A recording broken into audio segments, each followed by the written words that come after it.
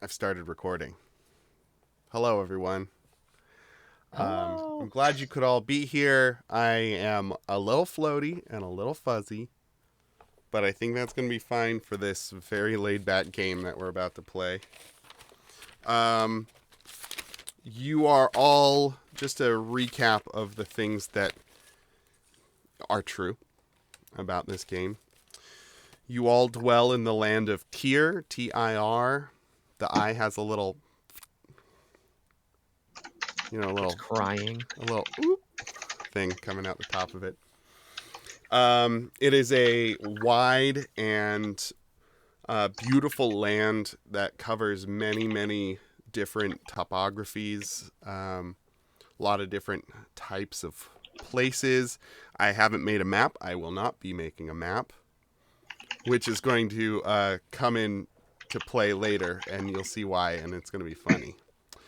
But a map will not be made because this is a traveling campaign. You are starting in one place. You all need to get to another place, which happens to be the city of Dunstan. Just checking in. And you are accompanying a man by the name of Thad Rudder, who is a salesman merchant. You are all friendly with Thad. You all like Thad, and he has How tasked do you spell Thad's last name? Rudder, Rudder. DD? Okay. Yeah. I believe I spelled it with D's instead of T's. I like And how. Hmm? I was saying, I like how how do you spell to- Dunstan? Sorry, Oh, go on. It's all right. Dunstan. Oh, no, I did spell it with T's. Rutt. Rutter. But you kind of say it Rudder, right? Sure. Rutter. Thad Rudder. And then Dunstan, excuse me, Dunstan is spelled Dunstin. Dunstan. 10. What do you like, Dylan? Tell me what you like. I like how you decided for us that we like Rudder Well, just to avoid complication. yeah, I mean, it's kind of paramount to the whole, like, gimme of the game, right? Is that I really want part of the conceit, I guess, not the gimme. The conceit of this game is that you're accompanying this guy and you are following his trail because he's the only one who knows how to get to the city safely, because the backdrop of this is the Hundred Kingdom War, right? The Hundred Kingdom War, the city, or the land of Tyr is, 1,000. Damn, that's a lot of kingdoms. The wide and beautiful land of Tyr is besought by war. All the small kingdoms and fiefdoms of the land are in conflict with each other to vie for supremacy. Some want to unite the land, some want it for power. They all have different reasons, but they're all fighting with each other, right? And let's see here. Oh, it's going into its 20th year. The war do be dragging on. You're starting in the city of Ballyhay, and you're getting to Dunstan. Let's see here. How do you spell Ballyhay? Ballyhey.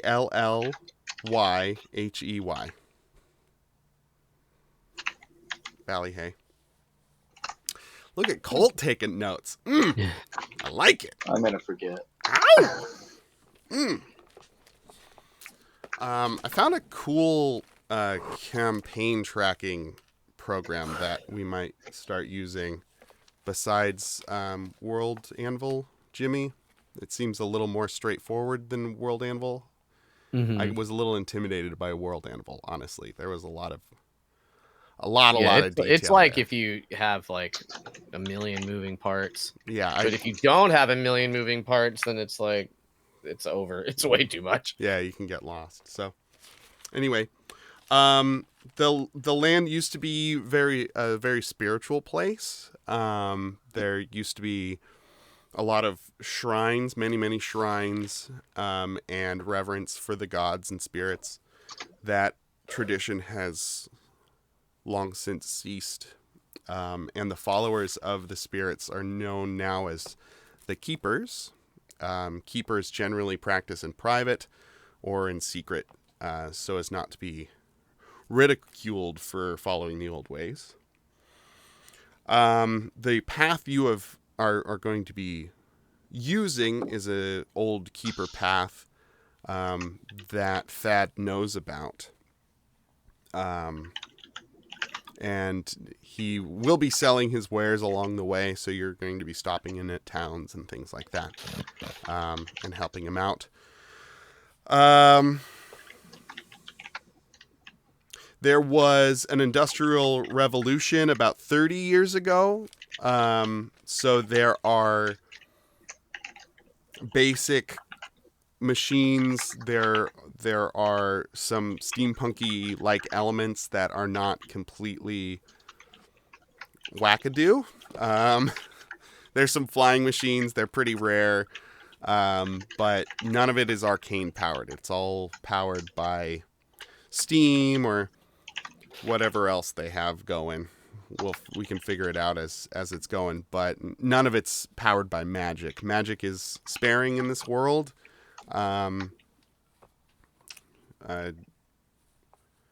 Dylan's character and Colt's character as practitioners of magic are a little rarer, and Jimmy has a gun. Very steampunk. Jimmy's got a gun. That's right. Yeah. So you all need to get to Dunstan. If you guys can remember the reasons, I hope you wrote them down for getting to Dunstan. And then there were also reasons you were sticking with Thad, particularly. Like, I think one of you just had like a nice conversation with him, but like something that kind of endeared or partnered you up with that. Jimmy, would you, if you have another pass at your character, let it remind us who your character is? So I'm Flicker Fowl. I have a pigeon named Bagel. I feel like I put off this very friendly and sort of perhaps overly charming kind of shit.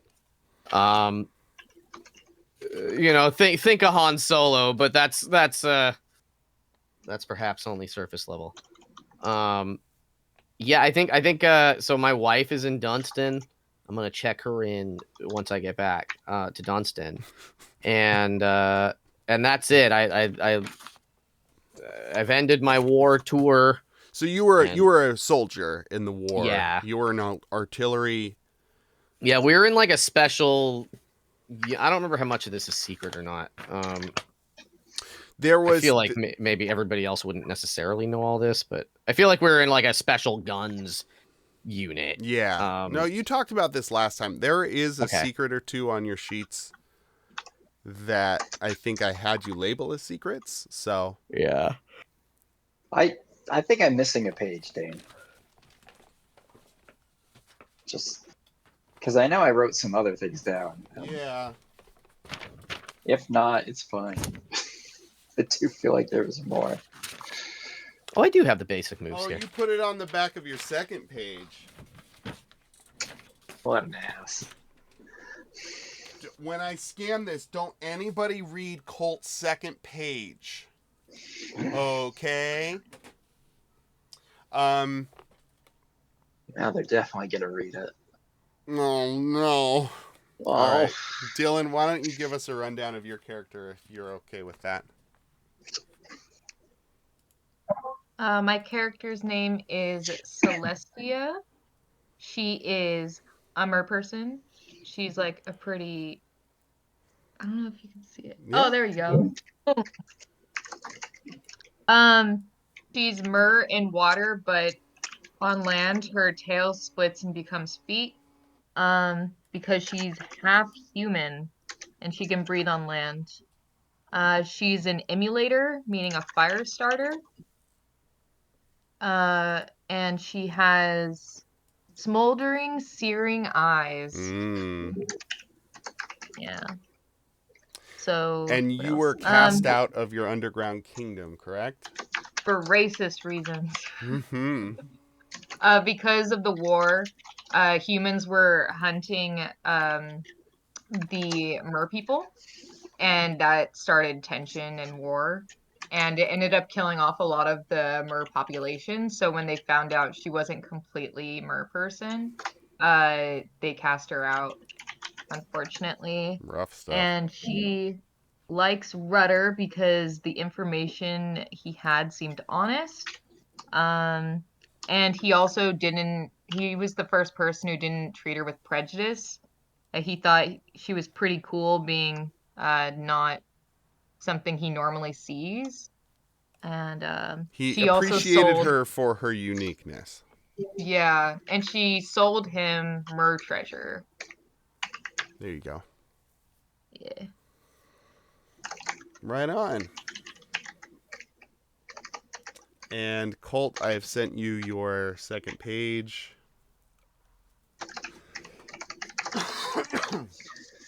And Colt, remind us of your duder if you want to take a second to read that. That's cool too.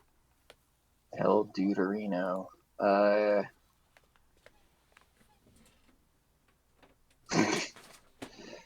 God, wrote this trash. It was Okay. you. You did it. I did this. My character's name is H. Maybe you'll learn what that stands for. We're not on those terms yet. That's fair. So I am a sunburnt, half elf, half human. So kind of like a life, bony, hippie looking guy.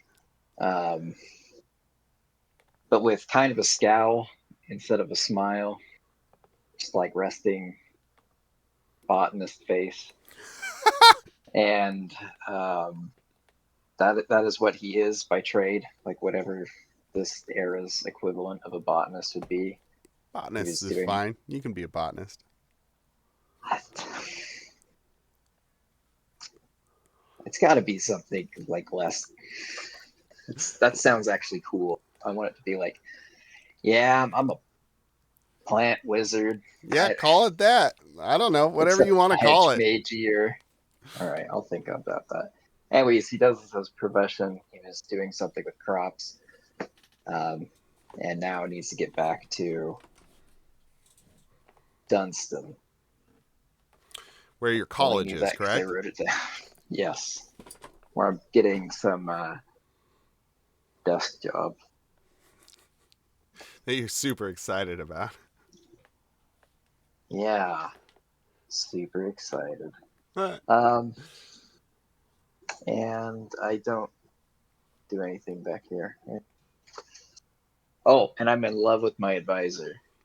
Oh, there you go. So that's the motivation, I guess. There you go. That's better. I was like, getting back to your graduate degree is fine, but that doesn't have a lot of emotional motivation to it. Like, I wanted to make that a little stronger, so I'm glad you threw that in there. Thank you, Colt. Cool. Yeah, so that's where we are. Are we supposed to be sharing our secrets and motivations? No. Leave all that for. Oh, let's share our bonds though. We do have bonds with each other, don't we?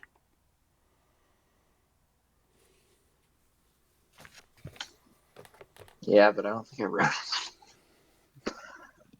I don't think any of us wrote it down. Celestia does not understand life in the wild, so I will teach them. That's the one that I have. I think They're on the right side. Colt's character has felt the hellish touch of fire being an academic. So he knows the strength of an emulator. There you go. And then Colt, you didn't end up writing it down. I'll say I showed Jimmy. What's your name? Flickr file. Do I Yeah. say both Jimmy or just Flickr? Flicker is the first name. Okay.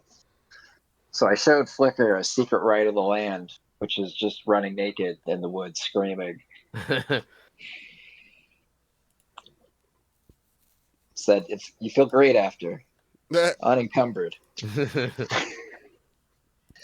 Can we change these names just for this one, Jimmy, or will that persist? I mean, you can always change your nickname. There we go. Let me, Flickr. Oh, you can edit server profile or user profile. yeah, I think if you change it, you'll have to be the one to change it back later. I Okay, think. I'll change it back later then. How do you spell Celestia?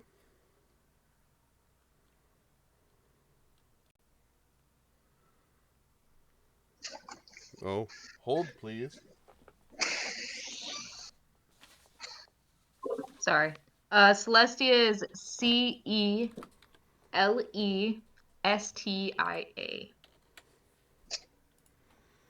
There we go. And then H. The Ache. The Ache. All right, everyone. So you are starting this journey in the small town of Ballyhay. There's maybe 150 people in this town. Its main export is spelt, a grain that H was helping the townspeople with some sort of rot problem. There's a little tavern called the Bell and Bows, and it's the night before. It's the night before Thad has said that you will be embarking on your journey. Is there anything you all want to do the night before you head out? Obviously, go to the tavern. Obviously. Yeah, no, that was my answer as well. Okay. Get like drunk is the answer. You want to get drunk. Yeah, that's the point. Maybe. Well, no, never mind. I forgot I'm married, so Ah! that's the whole point. He's a chaotic man, but he's not. Jimmy, you can decide how married you are, man. Polyamory is a real thing in this world. Why not? Well, that's true, but he isn't. Okay. Oh. Celestia has never been drunk because obviously you can't drink under the sea. They had like hallucinogenic stuff that they would partied do. in a different way. They partied in a different. They used hallucinogens. So like, she's kind of interested. Sure. This is a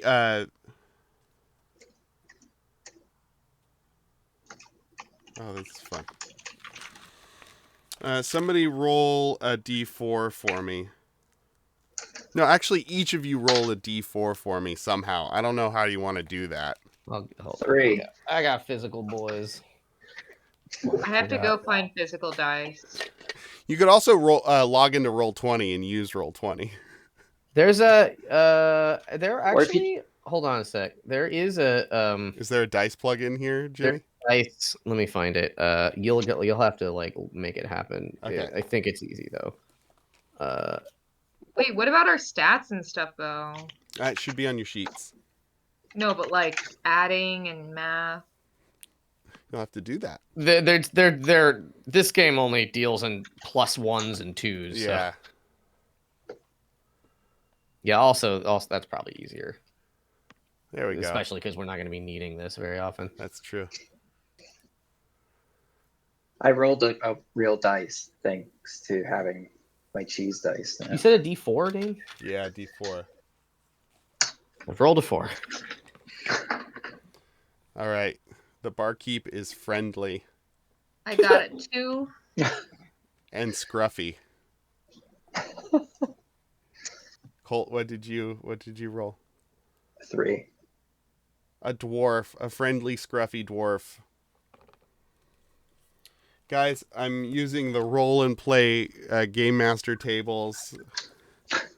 This is the Tavern Keeper is known to be a table. And they have multiples of those that you just...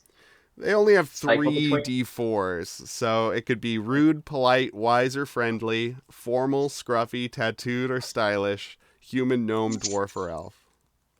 Okay. Don't tell us. You're right. My bad. Somebody roll a D20, first person. 19. So they are known for their orange juice poured over crushed ice from oranges freshly pressed in the morning and alcohol. Oh, that was the refreshing drinks table. What am I doing? That's fun. What time of day is it? It's evening. It's but evening. It's evening. Is it dark out yet? I'd say it's dusk. It's a little after Marg time. And then somebody else roll a D20 for me. I'm on it. I got a 5. Oh, Sorry. I don't care. It's fine. Their special dish is a humble offering of crumbly crackers with 2 different cheeses. Dylan, what are the 2 different cheeses called? You gave me the naming? Yeah. Oh, What an honor. I know, the worst one. The worst one. He's a gnome? He's a dwarf. Toe jam? Oh, the toe jam And- cheese, yeah. Or an Earl cheese. No. And Gray Whisker. Gray Whisker and toe jam. The toe jam cheese is made with the toeberry, the local toeberry, so named because the seed like sits on the outside of it, and is flat and oblong, so each berry kind of looks like a big toe. But it's like a deep purple berry, and the Gray Whisker cheese is made at Gray Whisker Ranch, which is near here, and is run by cat people. And it's a sharp, hard cheese, where the toe jam cheese is much softer and sweeter. And there's a freaking bard. 2 people roll me 2 D12s. Each? 8. Oh, actually, everybody roll me a D12. There we go. I got a 9. 8. He's singing a song called Now Dance Wyvern. And then Dylan, roll me a D12. 1. A 1? He's performing it acoustically. So this is just all sung a cappella. Real Wonderwall open mic energy. That's right. What's a wyvern? Is that like a dragon, kind of? Yeah, it's a dragon without like front arms. Its wings are its arms. Okay. It's like a lot smoother and also not as intelligent. So dragons generally in these fantasy settings are like ancient, wise and intelligent creatures. Speak common, you know. Yeah, they can Wyverns shapeshift don't and talk typically. Wyverns are more like animals. They're like the dogs of the dragon world if we ourselves as humans were also dogs. Correct. No, that's true. Sort of got away from me. It's true. Colt, what is the name of this bard who's singing Now Dance Wyverns acoustically? Remind me, did you say what they look like? No, I didn't. Oh, they don't have a description here. They are a half-orc with a, not using it, but a squeeze box, and their name is Gerard. Oh, wait, I'm not naming it? Okay. Sorry. I went too far. You can name the next thing. I forgot what I asked you. I have COVID. Anyway. Thank you for rolling with the punches, Colt. You are doing a great job. So what are you guys doing in the tavern right now? You getting crunk on that alcoholic orange juice? Oh yeah. I mean, like, I'm just like, give me the special cheese, give me the or what was the orange drink called? Did it have a name? It doesn't have a name. Colt, what's the name of the orange drink?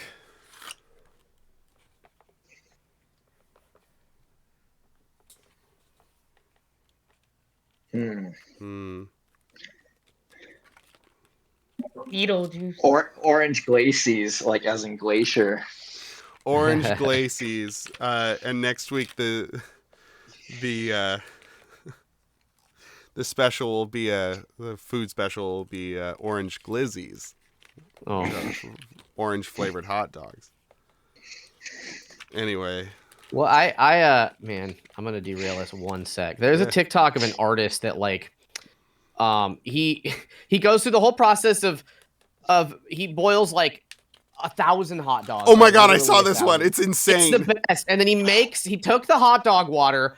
He made a mold so that he could pour the hot dog water into this mold and freeze it so that it would make an ice sculpture of a hot dog. And then he put that in a container and would mail it to people. And then it would arrive melted hot dog water. But it was, and he's like a performance artist, basically. But each container was labeled hot dog water ice sculpture unrefrigerated. And then he like took a Polaroid of each one and put that in, and there was for authentication, a limited run of them. And he gave away all 360 hot dogs that he used because the project wasn't about the hot dogs; it was about the hot dog water. He does so much wild shit like that. His whole TikTok page is step by step on how he like machined the mold for the hot dog and how he created a heating contraption so that the mold would melt the hot dog water. Because he had like bricks of the hot dog water, but he had to get it into shape. And he didn't want to wait forever. So, you know what I mean? It's like every you think, oh, okay, that's funny. But then it's like, it's so complicated to do this. It was really, it's really cool. But it's really good. And he's in this town too. And he's doing this with his hot dog water. And he's just throwing out hot dogs out the back of his shack. And everyone's like, old know nothing. He loves making hot dog water sculptures.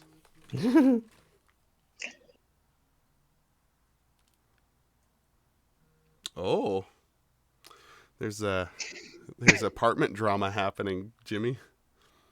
What's that? Oh, Laura's having a conniption. Anyway, great. So you guys are carrying on. You're dancing. You're drinking. Thad walks in at some point, and Thad. So I think I described Thad thusly last time. He's kind of a squat guy. He's human, with a bigger nose, and he's completely bald. He wears kind of like green robes, and like a great big belt with a round silver buckle on it. And he has a cap that's a peaked green cap. That he makes him look like a big triangle, like a triangle of a man. But he comes in and he's smoking this long, straight pipe that he smokes from. And he orders up one of the orange glacies. And he cheers to y'all. And he says, y'all ready for the trip tomorrow? Oh, Getting of there. course. You know, it's kind of an rarely used trail we'll be using, so it's there may be some bumps along the road, but that's why I have y'all. Isn't that right? You'll be keeping me Oh, safe. stop. You're getting me all fired up. I thought you were done with combat there. I'm done with the Celestia war. gives Flicker Fowl a side eye. Done with the war, but not done with combat, I'm hearing. I'm not done with. And I think I like kind of take the gun out and I like kind of poke my hat up a little bit and I'm like, Sure. Encounters, situations. Oh, situations. You're not gonna find a situation sitting at home. You know, I was lucky to have found you with the training you've had. And, you know, we're going into the rough of it. There's plenty of nature out there. Isn't that right, H? Nature's all around, man. That's it. Doesn't pay the bills, though, does it? No, it does not. And then I drink. Tell me, H, have you ever turned to crime at all? I'm not judging. I'm just curious. Hey, man. What's a crime? We're crossing borders left and right. Oh, well. We're going to be trying to avoid any places where they're looking at the borders any particular way. Not because I have anything illicit, you know. I just prefer not to be hassled by the authorities and things like that. Celestia is now giving Rudder side eye. Don't be looking at me like that, lass. And I want to lean in and like smell him and then give him like kind of an accusing look after his So nothing illicit. Colt, you get a distinct smell of leather and pine. And I don't know, hash resin or something. You Sneaky. smell tobacco because he's smoking tobacco, but Okay. yeah. Never mind. You can tell it's nothing untoward. And how about you, Celestia? We'll be going into the mountains, you know. You ever visited a mountain before in your life? What's a mountain? That's good. Yeah. No, the mountains are where the earth goes almost straight up into the sky. A rock? It's like a rock, but think like 50,000 rocks all piled on top of each other with dirt on top of that, and then trees and bushes and animals on top of that. Like the opposite of the ocean. It's like the opposite of the ocean. That's very Yeah, it good. goes all the way down. Rocks can go all the They way go up. all the way up. What if it falls over? No, it's Well, not all the way up. it's you know. a stable base. All about that Oh base. no. Water's not very stable. Okay. Well, I just, you know, I don't want to freak y'all out. I'm just giving you you know, I really appreciate y'all coming with me on this trip. I know you need to get where you're going, but I just want to say that I'm personally very thankful because going on it alone is not just lonely, but can be a bit dangerous. So, you know, y'all coming with me is really putting me at peace of mind. Dangerous as in multiple mountains? There might be a mountain or two. Yeah, there might be a mountain or two. And a desert. Deserts have no water whatsoever. So I know, such places exist. It's wild. You're going to be seeing a lot of new things. Anyway, here's I don't feel like I believe you. Okay. here's to our journeys. May our road be as short as possible. May it be without bumps. And may we all get to where we're going in one piece. And he raises his orange glizzy. No, that's next week. It's orange glacy, and he cheers all of you, and there's a and the whole bar. Celestia kind of like puzzles looking at this liquid. Just Like- put it in your mouth, dear. Put it in your mouth. There you go. Down the hatch. That's the way. Just keep drinking it. Keep going. Don't breathe it, though. Don't be breathing the orange juice. Goes down the wrong pipe if you be doing that. The whole glass is gone. Yeah, sure. She can handle her liquids, that's for sure. Won't be having to stop for a lot of bathroom breaks along the way. Sure, you're not how part. will I know it worked? There's generally a kind of a warm feeling in the core of the body. Will I see things? Depending on what you're drinking, probably not that one there. I don't think there's any particular berries that'll. Then why do we drink it? It doesn't taste very good. I don't know, H. Why do we drink alcohol at all? That's a very good question. Thank you. I was talking to some colleagues, and I think it might be like a kind of co-evolutionary thing where symbiotically us growing the grain to get drunk spurned along many of our other progresses as a society, and then I'm gonna just keep talking but walking past you to the bar. Yeah. Just going on. Just going on, I talking to whomever. I guess that'll do it then. So, out of necessity, what's your name? Flicker. What do you drink alcohol for? Well, isn't it obvious? No, it's not. That's why I'm asking. That is also why I'm asking. Makes things more exciting. That's true. It can. It can indeed.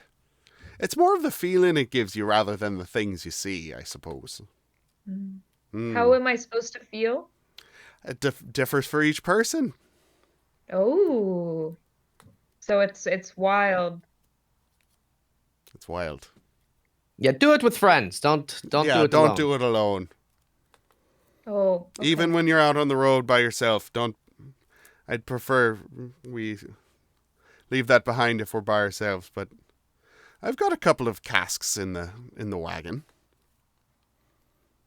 Anyway, hope you all have a good night's sleep. I put you up in the inn here for the evening, so you have one last night in a real bed.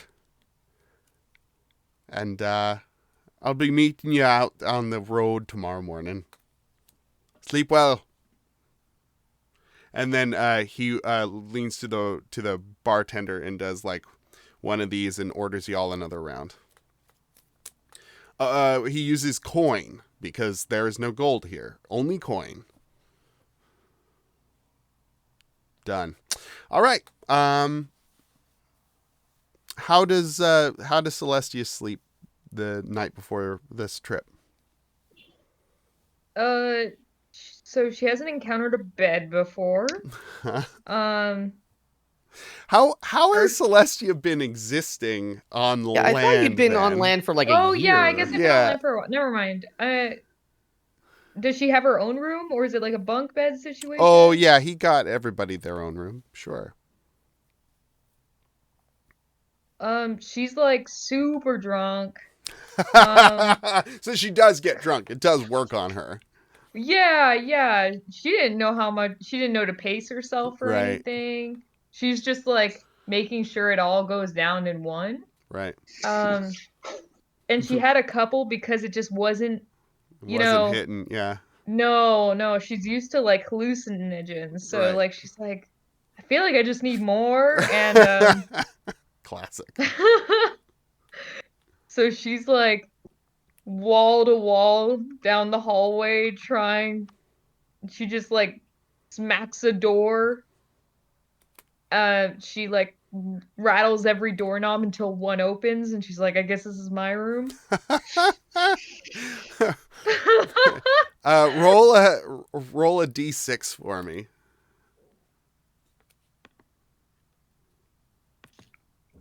3. A 3. You walk in on H in his room. H, what are you doing in your room right now? I'm not in the room. I'm running naked through the woods. Really? I got it before bed. Okay, fair enough. Soothing. Then you walk in on Flicker. Flicker, what are you doing in your room? I think I'm drunk. You're drunk as And well. I think that I am trying to time myself on how fast I can disassemble and reassemble my gun. All right. So but like I'm drunk, so I'm trying to. I'm like it's a challenge, Like I'm just doing stupid shit. So you Celeste, you walk in on Flicker and he's taking apart his gun and putting it back together in his room. She's like, why are you in my room? I think I'm just straight up like, one moment, hold on, because I'm like in the process now. I Yeah. don't want to like ruin my time. Are you blindfolded? No, I'm not blindfolded, Oh, okay. but I'm just drunk.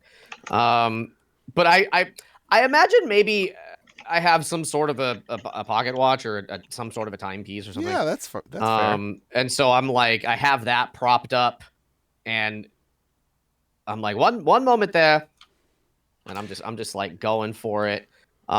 She's so drunk she blacks out on your bed. Oh. Hey, can you write down timepiece on your sheet? I think that's a cool thing to have. Okay, Flicker. So you've got a passed out mermaid on your bed. What are you doing? Hold on. Yeah.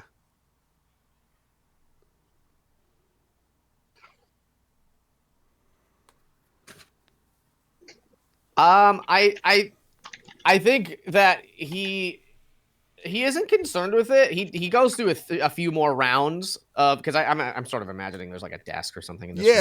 Yeah. There's a little that's table. where I'm Sure. doing that. And so once I finally decide like that I'm done, or that I can't beat whatever best time I got earlier in the evening, I get up and I'm just like, it's like I forgot that she was there. I turn around, I'm like, oh fuck me. Do I know what the room assignment's supposed to be? No, you don't. I mean, I think I maybe I go check with the barkeep. I don't know how late it is. Just check which room is supposed to be hers. And then I like the scruffy dwarf says, the door right next to yours. Oh, beautiful. I go back and I roll you into a burrito, with a blanket. It's really wet. Over my shoulder. The whole bed is soaked. Wait, are you wet? Are you just wet all the time? Don't take that out of context. I take your room. I just get my shit and I take your room. There you go. That's the case. I didn't know you were just like dripping all the time. Celestia, yeah. On your sheet, I'm writing, you are constantly wet. That's now a character concept. That's a character. You made that true by saying it out loud. These texts from Laura are unhinged. I just gotta say. I'm telling you, she's having a fit. She's like a proper crazy person. I don't know. What is she saying? she's upset that she's claiming that the neighbors won't give her back her package, but I don't know how she seems to know what neighbor her package got wrongly delivered to. If anything, she needs to be upset with the deliverer or whatever, right? Like just file a complaint with them. But she's texting our apartment group chat, like, just be warned. If your package gets misdelivered to this house, go there immediately. But like, I don't know whose fucking house that is. You know what I mean? Like, I don't know what she's fucking talking about. She's like a crazy person. That looks like the old folks next door upstairs. They're real nice. They are really They're nice. So nice to Charlotte and me. The old lady that sweeps the thing, fucking like So nice. when Charlotte broke her leg was so like, she doesn't speak a lot. She's an old Chinese woman and she doesn't speak like a ton of English. But she's always been so sweet whenever she'd see us like leaving. Same. And she's like in a cast, you know. And now like she waves every time. It's like I have a hard time believing they wouldn't give a package back. Yeah. Unless maybe Laura went to the door and was being crazy. I don't know. Right? Like, it's real. All right, y'all. You wake up a little late for the... Oh, no, we need to talk about H's the midnight forest, run. huh? Colt, what do you encounter on your run? It doesn't have to be a long run. Right. How long do you take?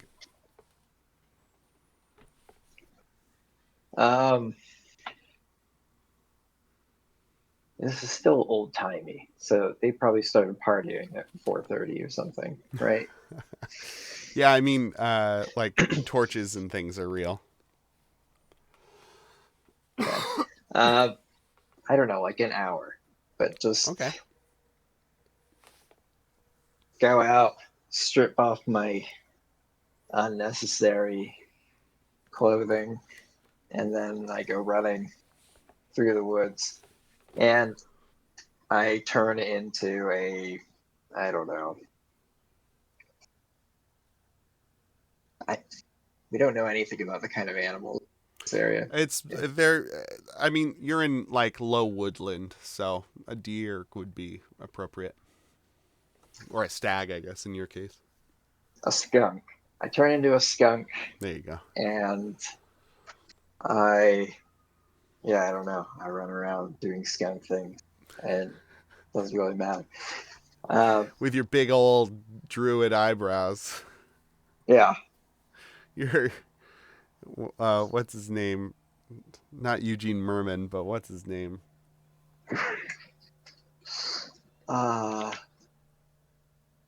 I can't remember his name from Schitt's Creek. Yeah. Him also. Or the dad from the OC. Eugene Levy. Okay. Yeah. So I do that, and then I come back. Okay. That was really all. What's one thing you encounter in your skunking?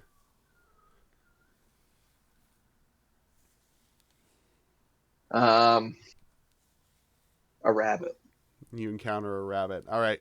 The rabbit probably sniffs you and is like a little like standoffish.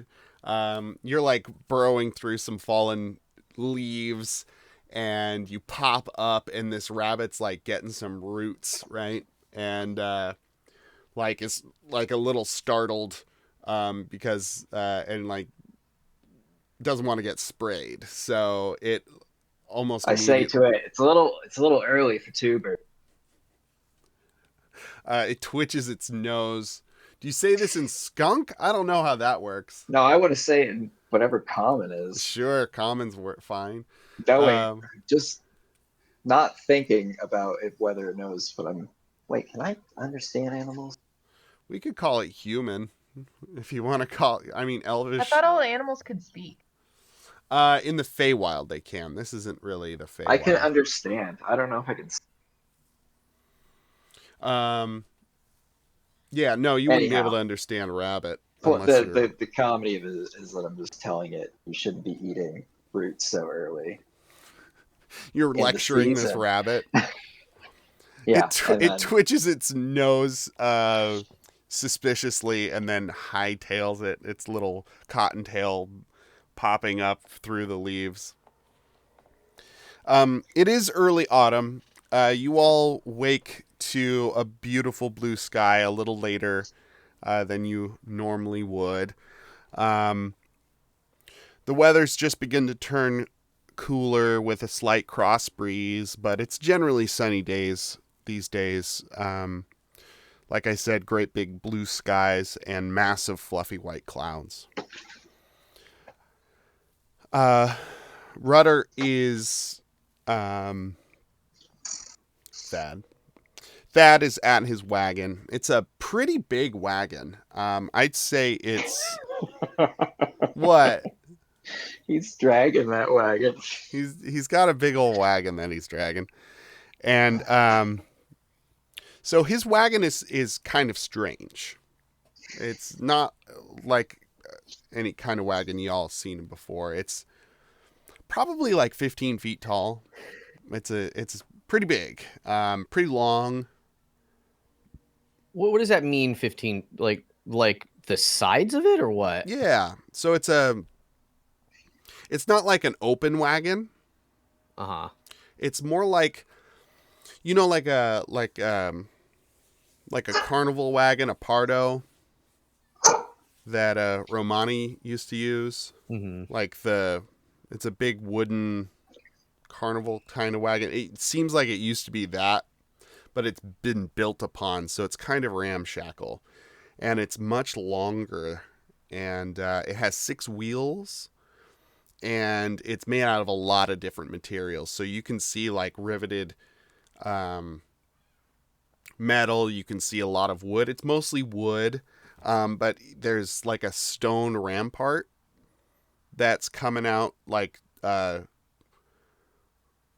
almost to like offset from the middle.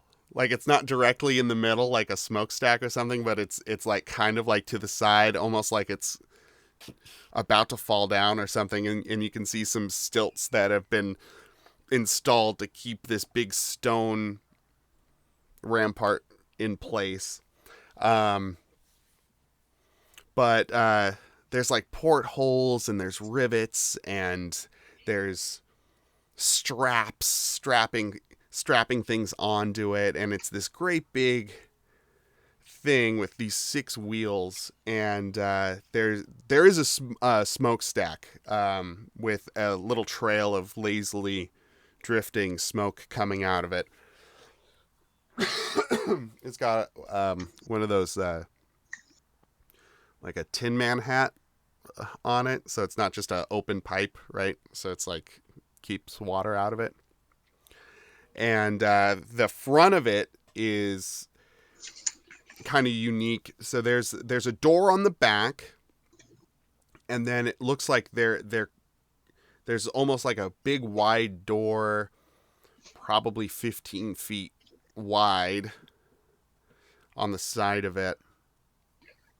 And then on the front, there's a little staircase up to the side where there's another smaller door that you can kind of get into. And you can either go into that door or you can go to the side in the front to walk to the front where there's a bench. And then there is... Let's see here. Yeah, there's a really comfortable looking chair made out of woven together strips of fabric, leather, and twine. There's some rubber and some canvas. It's this kind of sitting chair that he sits in to steer the whole thing. Now there's no animals to pull it. But there is coming from, there's kind of a roof to it, right? But coming up from underneath the roof, jutting forward, is this big bow with a great big lantern on the front. But he's like strapping something to the side with some rope. Oh, y'all woke up in time for us to go. That's pretty impressive. I heard y'all tying one on a little bit later than I'd have advised, but I'm glad you had your fun before we left. How y'all feeling this morning? And he's like kind of rubbing his hands. I'm nibbling on whatever tuber that rabbit was eating, Sure. like some shitty parsnip kind of thing. Yeah.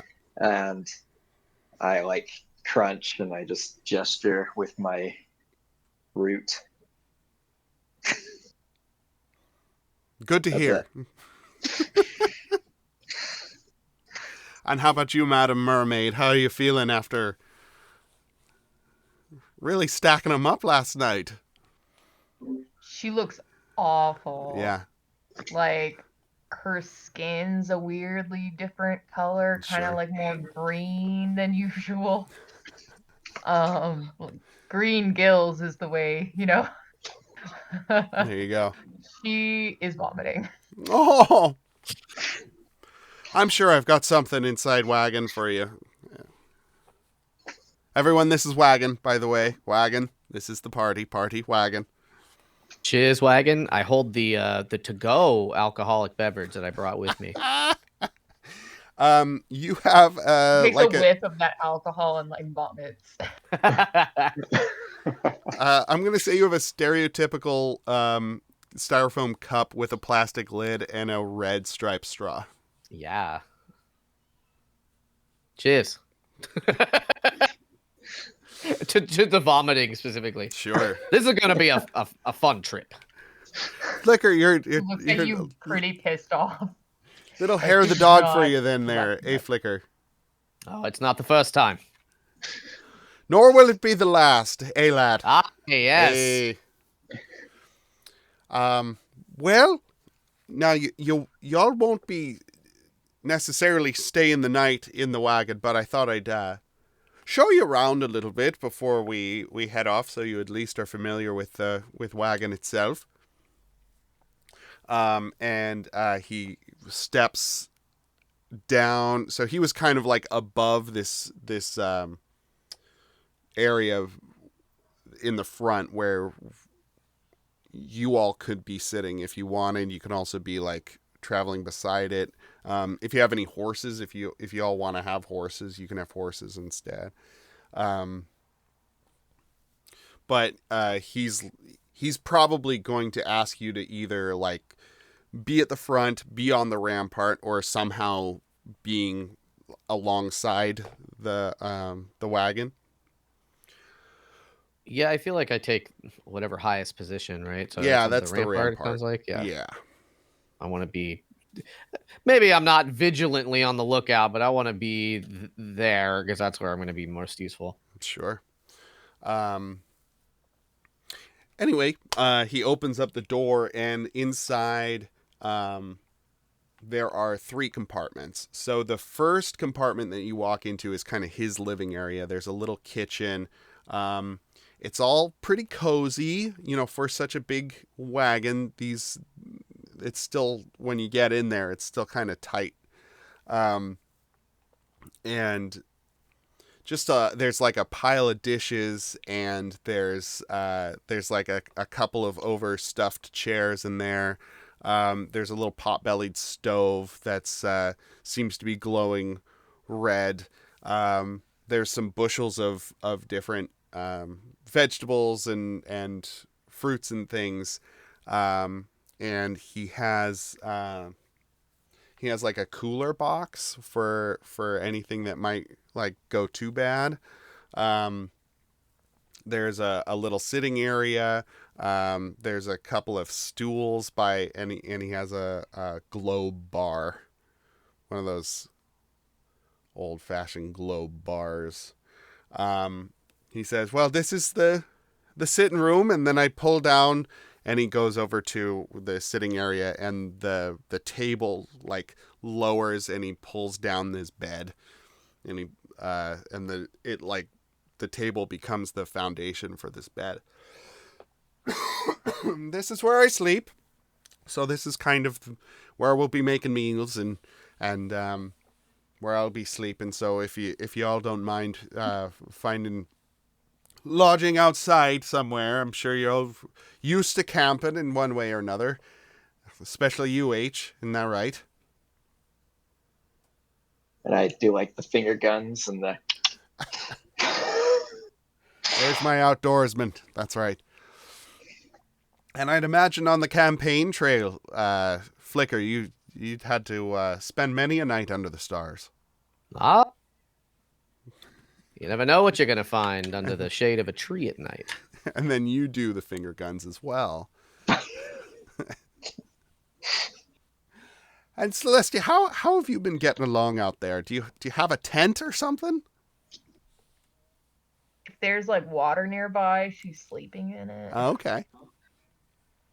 Fair enough. Well, if we're not near any water, then Grass. we'll figure something out for you. Remember those mountains and deserts I talked about earlier? Yeah.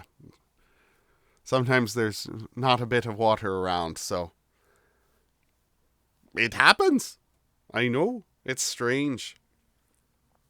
Anyway, I would love to establish some. I want to know about Celestia's sort of wetness. I feel like this might seem like a small thing, but I feel like it's gonna have incredible implications for the whole thing. If you're just sort of like, if we go into somebody's house and you're just like what are you wearing? Like Some like imagine like a slip, but it's chainmail. Chainmail slip. So it can't absorb any water. It's metal. That's all you're wearing? Okay. Oh, your poor skin. She's got She has scales. scales. Yeah. Oh, just be like chainmail on bare skin. Oof. But I thought you were. She's real lubricated. Like, Oh yeah. Well, like I thought you had. Does your top half not? Is it not skin? I thought you were like a mermaid. yeah, like imagine like a lizard's belly, you know? Oh, okay. When we say mer person, Jimmy, more the shape of water mer person than the typical Little Mermaid. Look at this stuff, isn't it neat? Kind of a right. person. No, I remember you sent that to us before. Yeah, I remember now. Okay. But you have a human face, right? No. Human Just adjacent. like that. Okay. I'm just wondering how much, because I thought you had a more human face, so I thought maybe you didn't stand out as much as you will. Oh, you do. No, she looks like a fish, yo. Like exactly that picture, legs. Exactly that picture, legs. Right. And the easiest way for me to deepen the world and to deepen your experience, y'all, is if you are asking me questions about the setting and what you're seeing and things like that. In this sitting room / bedroom of Thad's, you can definitely smell the wood fire. It also smells like baked bread. And then that smell, the smell of pine and leather also is in this room. He says, all right, well, this is kind of where I live. Let me see here. Oh, and then he goes into the next room, and you can see that this room kind of corresponds with the great big door, the 15-foot wide door that was kind of on the side. And this seems to be kind of his sales area. When we stop, I'll be opening up that side hatch and makes wagon into my own mobile sales stand, as it were. And you can see on the walls here and in barrels and things just a lot of rolled parchment. I don't know if I've the store, Dane. What's that? Is it barrels and things? No, it's Rudder's Goods. She beckons Rudder for a private word. Oh, yes, dear. What can I do you for? So you mentioned this like desert. I'm Yeah. scared. No, you'll be fine. We'll How will I sleep? we'll be figuring it out for you. Maybe we'll find you a great big tub. Okay. You know, Wagon is very accommodating, so perhaps we'll be attaching some sort of water system for you. That could be fun. I don't need water. I just don't. Wait, I I thought you were don't know what asking a for desert water. is. Huh? I thought you were asking for water. No, I don't know how I'll sleep. Oh, Like, I sleep on grass or water, but you say it's not that. there's I don't places without know. those things. It's You true. slept on a bed last night with a bit of gritted You're not teeth. in this conversation. I mean, it's pretty close quarters. So if you brought him over, it's like literally like Okay, she blushed a little, like. we'll take care of you, dear. Don't worry about it too much. Okay. Okay. Um. So this is the sales floor. And on the walls you can see maps. So he deals mostly in maps. He's a map salesman. Specific areas, wider areas, but you can see all sorts of maps from all different regions.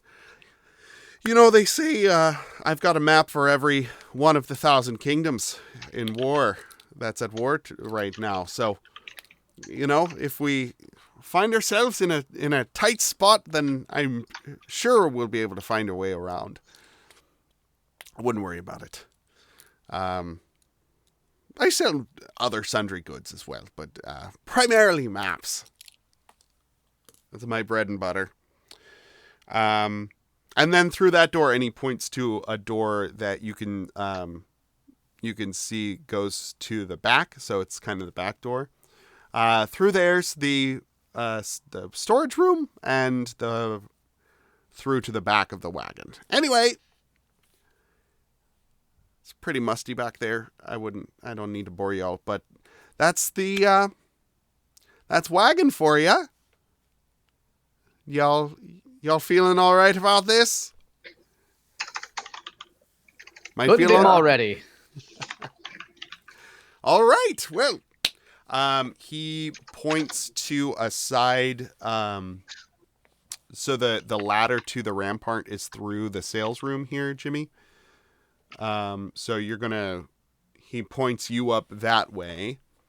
Mm-hmm. So if you want to take the lookout spot, you can get on top of the rampart. And the other two, I guess, will be joining me on the shotgun spot. And let's get going.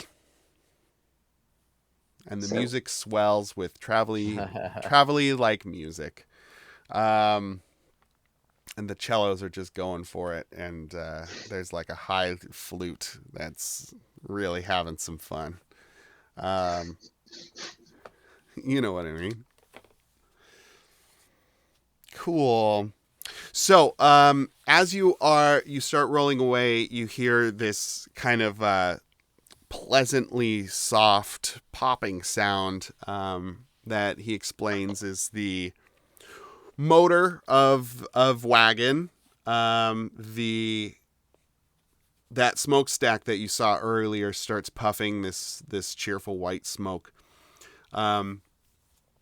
And when it gets moving, even though it's morning-ish, probably like 10:30, the lantern is glowing at the front of wagon. So you start on your adventure, and the road is smooth as he cheers you the previous evening. And you're rolling along. I want each of you to come up with something that you see in nature on this trip. But and I'll remind you that you're kind of in lower woodlands. The weather's clear. and the possibility of like Avatar style dual animals are around. So if y'all want to see something like that, that'd be cool. Yeah. Any of you have something that you spot along your travels? I'm gonna say that Celestia is like holding on to his sink because she's like vomity, right? So you're she's like, "Ooh." you're inside wagon. Oh, yeah, I thought we were inside, right? Oh, because you guys are kind of playing like lookout and guards. But if you're sick, you can start the journey inside the wagon. But he brings you out to the front. There's a bench in the place where Oh, he I'll sits. sit on the bench and just lean over the side.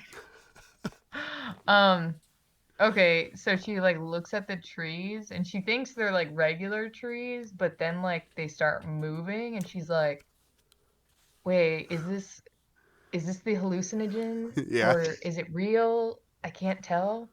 And like the leaves end up flying away from a tree, and Okay. it happened to be a bunch of butterflies like mocking the Oh leaves on a shit. tree. That's cool. Trees of butterflies, eh? That's great. It was like a tree without leaves, but the leaves Right. flew away. So it's getting to be autumn time, and some of the trees have already lost a majority of their leaves. And these green butterflies are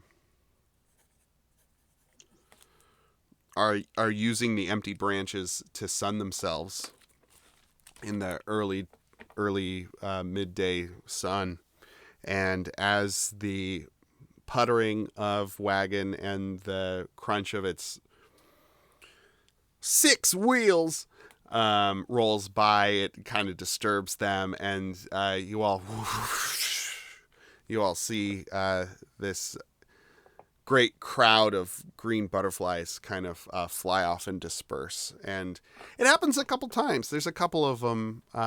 You seem to be in a particular grove for this. And each time they glimmer and they fly through you. And I would say, what's her name? Flicker, you're up on the crow's nest, as it were, right? And one of these, like, clouds of butterflies just fly through you, and you're just like, whoa, whoa, for a second, because you're blinded by green butterflies. Mm-hmm. What's something that you see up there on the rampart there, Flicker? We're pretty free to world. This is Yeah. world. All right, so here's what I got. In this region, there's I don't have names for things, but there's a kind of tree that grows a fruit, like kind of a pear-shaped fruit that is purple, and it's bright purple, bright red, checkered, right? So Flicker is kind of always bird watching, and there is a bird in this area called the fruit bird, and it is checkered in the same pattern as these fruits. Yeah. And so he sees a couple of those. Maybe these trees aren't like crazy common. Right. But he's like, oh, there must be fucking fruit nearby. Do you call that out? Yeah, I'm like, oh, fruit birds. Fruit birds with similar pattern. Cool. And okay, so I like this idea too. So there's like a brass pipe and like an opening with a grate at the crow's nest, and you hear through the pipe. Do you want to be stopping for some checkered fruit? Or are you just calling out that's what you're seeing? You got kind of if that's allowed, I'll run real fast. Yeah, we'll break for lunch. And in a minute he gives you like 10-15 minutes before you break, but that sounds cool. Colt, what's something that our friend H sees on this first leg of the journey? So I'm taking notes of these things we're Oh, seeing cool. as we're going by, and I tell him an anecdote about the toe berries Uh-huh. and why they have that like toenail, as you described it, shape. Looking seed, yeah. And I say it attracts a certain kind of beetles, and it emits a smell that they think it's a lady beetle, but really it's just a bunch of guys that show up on these berries that act as pollinators, and it's a really clever troll that nature pulls. That'll be mine. That's great. So you probably see a couple of towberry bushes along the way, so that like brings it up. So you like point at them. That's just a bunch of frustrated males on a bush. Hilarious. Oh, we've all been there, haven't we, friend?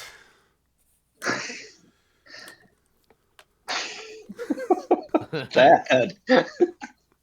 Hey, I've lived a life too. I'm not as young as you think. You know, sometimes you have to share and share alike, and some people are into that, and some people aren't. That's what he says to you. Let me write down this toenail business. Towberries that make toe jam. Seeds look like toenails. Emits scent. Attracts males for pollination.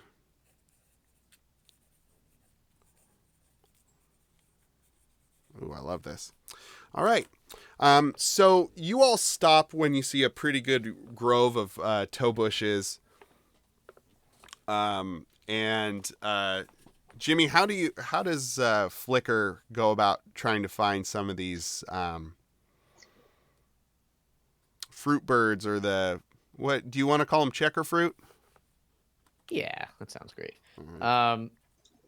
I think he's just a very good tracker. So he kind of like sees some of these birds. He's like, okay, well their nest must be in one of these trees. So he kind of just observes them for as long as is needed, and then kind of follows them that way. I'll say, Celestia follows. Oh, well, Celestia follows along to see if she can find any kind of body of water. all right. I think that might have to be so. Jimmy's character is a ranger, so I'm going to say that like finding these birds is probably not too difficult. So I'm not going to make you roll for that. But finding water might be a little tougher.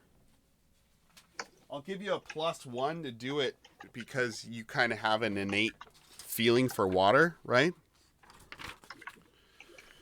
So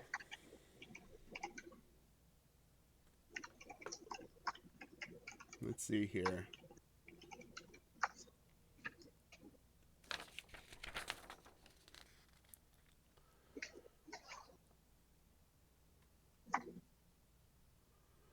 Which of these is most appropriate? I think you're going to roll discern realities. You're going to roll plus wisdom. Take an additional +1. So I roll a d20. You roll 2 d6s.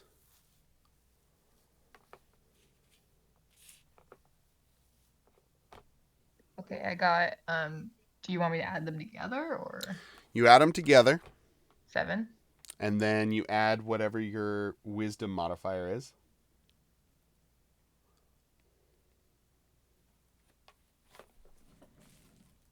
It's a +1. 8. 8, and then another +1 because it has to do with finding water. So that's a 9. It has a bunch of questions you can ask here, but I'm going to say that that's a qualified success. You find a small creek. So it's not a big... She just dives in it, and Uh-huh. her skin turns back to normal. Oh yeah, that's great. So you go with Flicker and you find yourself a little creek. Is the water warm or cold? It's warm. It's warm water. Interesting. And what does the water taste like? This is like mountain water, so it's probably different than the seawater that you're used to. She's not really tasting it. She's just like wetting herself, kind of like hydration, Mm-hmm. but for her skin. Interesting. Okay. You find this creek, and it's kind of a stony creek, so you have to kind of sit in there, and you kind of have to splash it on yourself a little bit. But it feels so good. It's just what the doctor ordered for this headache that you had, and Flicker, if you're watching this, you can almost see the life kind of returning back to Celestia. The dark circles turn into her normal dark circles rather than the sunken dark circles that they were, and all of the greenish tints become more muted and naturalistic to the Celestia. Yeah, if she, I guess if she's with an eyesight, I'm just like, yeah, there you go. Like making a Get big it, girl! scene out of Get just it! like everything. He provides a kind of a little picnic of sandwiches and some cut up fruit. It's rye bread, watercress, and like ham and mustard. Like they're these cute little sandwiches. He does have a decanter, not a decanter. What am I thinking of? Thermos. He's got a thermos, and it's full of the orange glacy drink. And he offers you all some orange glacy. Do you all? How soft would you say the food is, Dane? What's that? How soft would you say the food is? Pretty soft. They're sandwiches. I'm gonna say she kind of like rubs her own hand secretion into the sandwich, trying to make it mushier, Uh-huh. and then just goes. Oh. Yeah. That's the way to do it, girl. Because she don't got teeth. She don't got teeth? Oh, boy. Celestia's getting more and more interesting every detail you throw in there. I'm writing that down on your sheet, too. I mean, you're essentially making up this race as we go, so.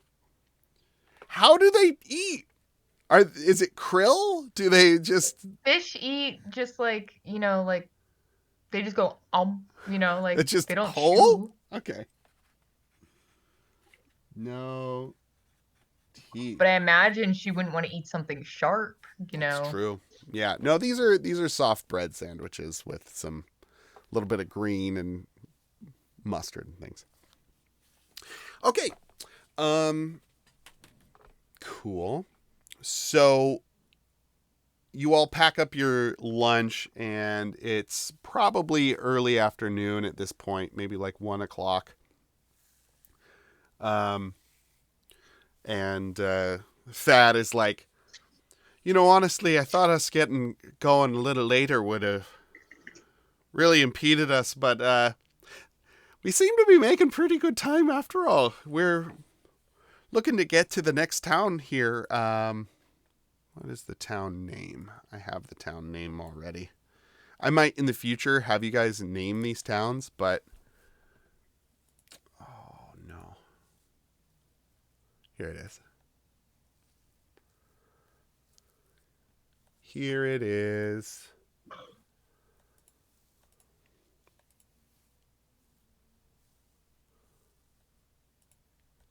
It was wrong. I'm looking at the image and it does have teeth. Oh, it does? Do you want to have teeth? Scratch that. Where's my... Shit. Give me 1 second, guys. Granted.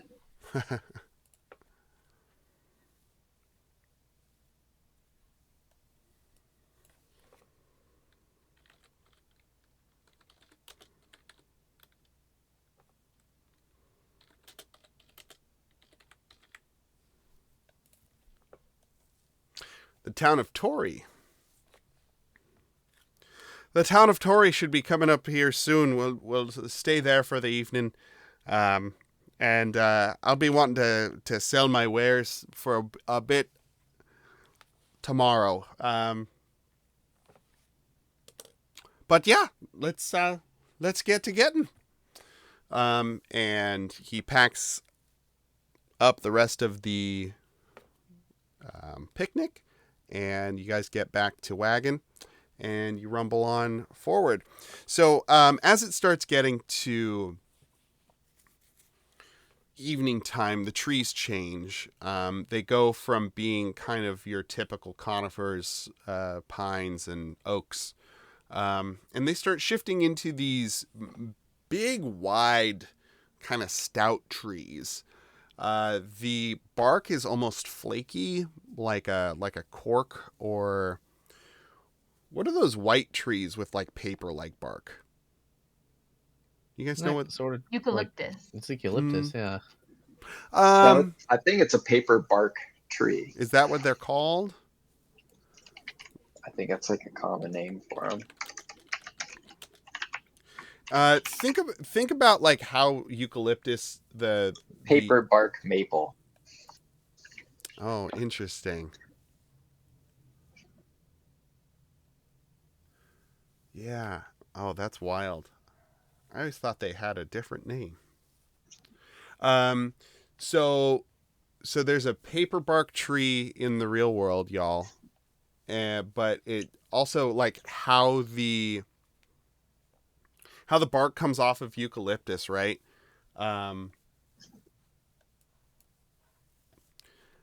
It kind of comes off sideways instead of up and down of these trees. So, yeah, that's what I got to say about that. And you start seeing a hut or two. But you notice something about the huts. You see one of them has a wheelbarrow in front, and the wheelbarrow is tied to a rock with rope. Oh, a wheelbarrow, you said? Yeah, it has a wheelbarrow out front of one of these little hut houses. And as you're getting into town, it's a small village. It's a collection of these huts, and you can see that these huts are made out of woven together bark pieces. So it seems like they take the bark from around these trees and then they fashion them into almost like overturned baskets with grass hats on them. And as you get into town, you see a whole bunch of different things that seem to be like almost tied down. What's something that you would see, Dylan, coming into a village? Like, what's a random object you'd see just coming into like a kind of a rural village? Mailboxes.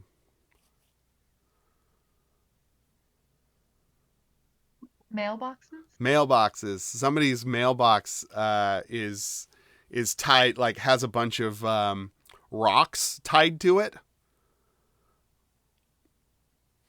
I'm gonna say that it's weighed down because they use the leaves. Oh no, from this those isn't trees. one of those things. This is something else. This is weird. Yeah. No, you're good. I appreciate it though. I appreciate it.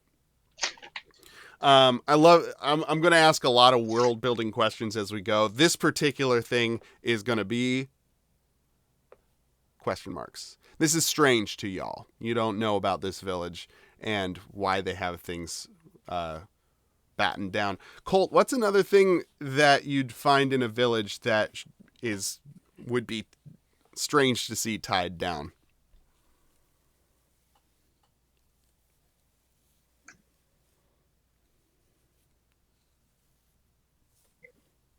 When you say we transitioned from previous landscape, were we going downhill or uphill? You're going We're up just into on the mountains. There was a flat ground. gradual incline. We're going up. Okay.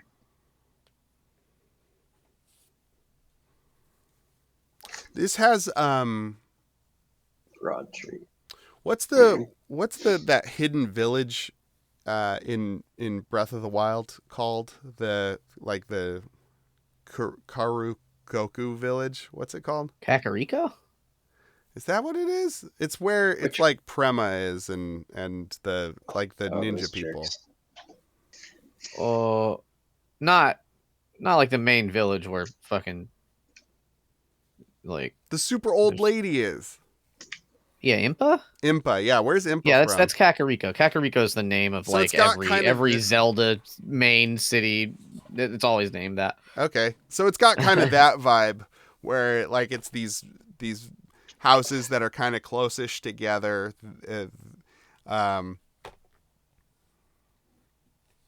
Yeah. What's something that's tied down in a village like that? It shouldn't be tied down. I mean, everything is tied down in a village now that I'm thinking about it. Like, The animals? they all are, like, in one way or the other.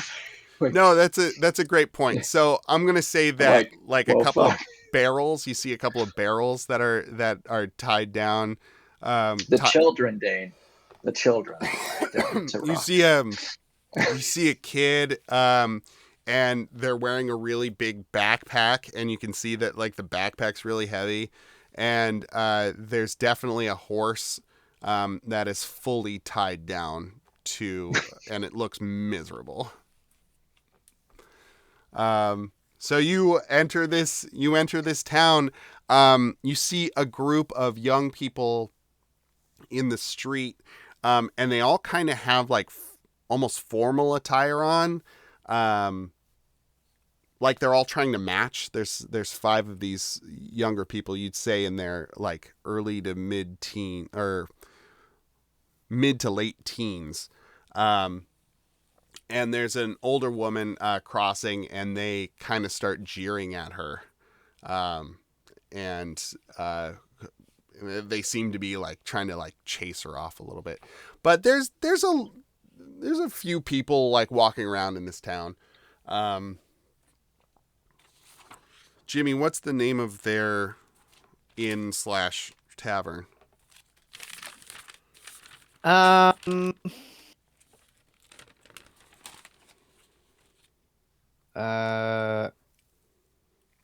city is, or the village is the village of, what did I say, Terry? It's the village of Torii. Torii. Sorry.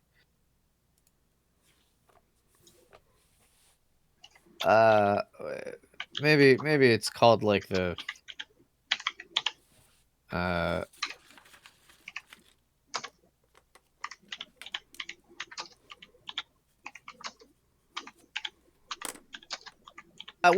maybe it's called the Fiery Maiden.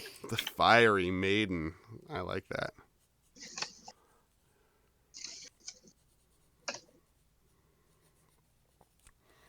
All right. So you see a sign for the Fiery Maiden. It's a bigger than usual hut, but that's what they call it. The Fiery Maiden. What are y'all doing? He says, you guys need to kind of find yourselves for the night. He's gonna be unpacking for selling his wares tomorrow. I asked Thad if he knows what the fuck is up with this place. Never seen anything like this before in my life. That's a horse. They tied down a horse, for heaven's sakes. Right, and I do some experimental like jumping jacks to see if I feel lighter. Yeah. You feel fine. Seems like an interesting place. Honestly, last time I came through here, it was boring as a doornail, so I don't know what's going on, but they need goods just as good as much as anyone does. I think I kind of like, I do one of those like most people wouldn't like it, but I think I'm being endearing, where I kind of like I wrap my arm kind of around your neck, and bring you closer to Celestia, and I'm like, I point to the bar, and I'm like, let's make some new friends. Celestia's like, oh god, a bar. And I am off to the tavern. All right. You enter the Fiery Maiden. Everybody roll me a d4. 1. Oh my god. 2.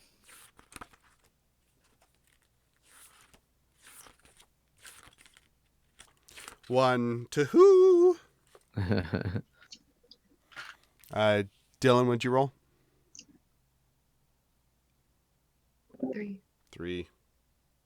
This is a rude, scruffy dwarf. All right, what do y'all want?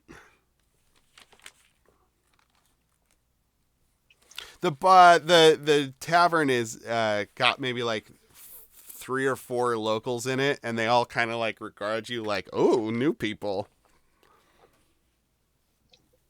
I say, oh, local color.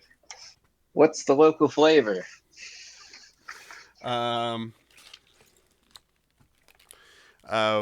do they got? They got we got water grape wine.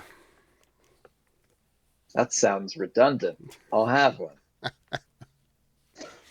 It's like lightly sparkling. It's some sort of like rural ferment. And the That'd be a great band name. rural ferment. Yeah. Really rolls off the tongue. Thank you. Rural ferment. Rural juror.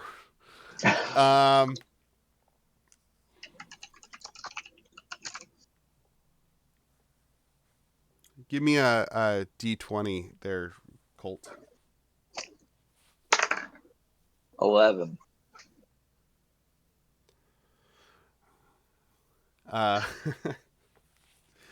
The bartender's name is Boints. Points. Boince. Boints. And their specialty here is barbecued eel. Hell yeah. So you can have water grape Unagi wine, delight. water grape wine, and barbecued eel. All right, what about the rest of you? What do you want? What do you want? Fine, you don't want anything. I'm gone. A little bit of everything. What? I You point. need Huh? algae. You don't want eel? It's kind of like the fauna version of kelp. That's true. It's very. Oh, you're one of those mer people, huh? You're a long way from home. You must be lonely. Yeah, we can get you some algae or something. Oh, thank you. We got a lake nearby. All right. Let me see what I can do. And he walks over and barks out the window. Oi! And one of those teens comes over and he's like, whisper, whisper, whisper. And then he comes back to you and he's like, it's going to be an extra 2 coin. Okay. Great. Just wait. One of the militia will fetch that for you. All right. What about you, Slim? And he points to you, Flicker. You said a bit of everything. What does that mean? Yeah, we're out of towners. I got ale. I got water grape wine, and I got barbecued eel. What do you want? Yes. Oh boy, big spender. Don't be Do we spending all. actually need to like keep track of money? Not right now. Not for this Okay. one. Man, I hate keeping track of money. Like, I don't know. I guess we have 74. I've written that we have some money, but I mean, oh, there you go. I don't know. I Let's don't say know it. how Let's we're say it's a actually handling coin. it. It's a coin per. How about that? Sure. Spend a coin per. So that's 3. That's 3 whole coin.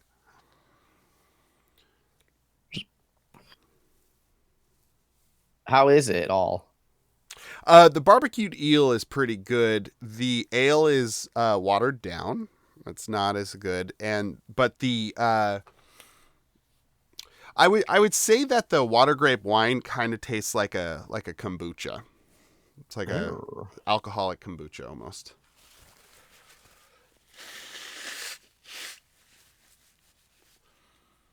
All right, so you're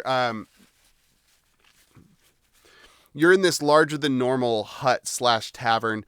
There's a kind of an open bonfire in the middle of it that everybody kind of sits around. And there's a hole in the ceiling where the smoke is going out. So it's got kind of a yurt vibe. And there are these like low wooden stools that everybody is sitting on and are kind of half cross-legged. And a woman in her like mid to late 40s, a human woman, walks up and says, hi there, my name's Gelp, and I am the I guess leader of the town. You all seem to be from out of town. Where y'all going? It's not a secret or anything, right? I don't think so. We're going to Dunstan. Dunstan? That seems a far ways away. Haven't heard of people going through Tory to get there. Aye, where our starting point was a lot farther back. Oh, that's really interesting. Well, just not to freak y'all out or anything, but just if you have anything that you want to keep, just keep it with you. Maybe just keep it in your packs. Like we don't have like a theft problem. We've got our own militia, but you know, what took all the we noticed everything, everything secured, as it were. Secured. That's just how we do it around here. Everything's tied to the ground. Yeah, Like it's gonna fall off the land.